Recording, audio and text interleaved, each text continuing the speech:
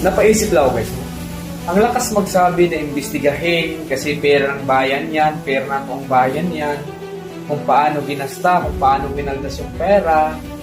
Pero, ba't di mo kaya imbestigahin yung opisina mo? No?